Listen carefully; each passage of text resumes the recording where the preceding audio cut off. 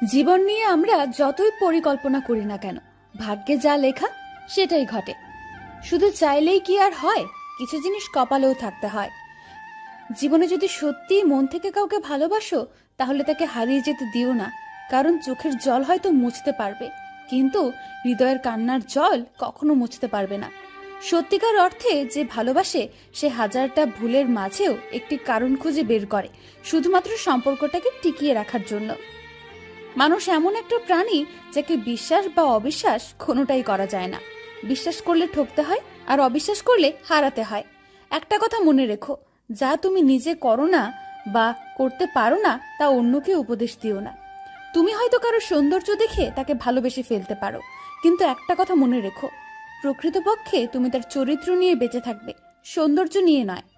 মানুষ যখন একা থাকে, তখন সে নিজের চেয়েও তার প্রিয় মানুষের কথা বেশি চিন্তা করে। এটাই বাস্তব। অবহেলা পাওয়ার পরে মানুষ বুঝতে পারে গুরুত্ব দেওয়াটা একটু বেশি হয়ে গিয়েছিল। বাস্তবতা হলো, ভালোবাসার বদলে ভালোবাসা পাওয়ার সৌভাগ্য সবার হয় না। কিছু হবে না বলে হাল ছেড়ে দেওয়া উচিত না, কারণ মানুষ মারা যাবে জেনেও কিন্তু বাঁচার জন্য আজীবন চেষ্টা করে। যাকে যতটা তুমি মূল্য দেবে, সে তোমাকে তার চেয়েও বেশি আরো সস্তা ভাববে। হ্যাঁ, এটাই বাস্তবতা। ভিক্ষুকের মতো কারো কাছে ভালোবাসা না চেয়ে নিজেকে যোগ্য করে তোলো, তখন দেখবে আশেপাশে ভালোবাসার মানুষের অভাব হবে না।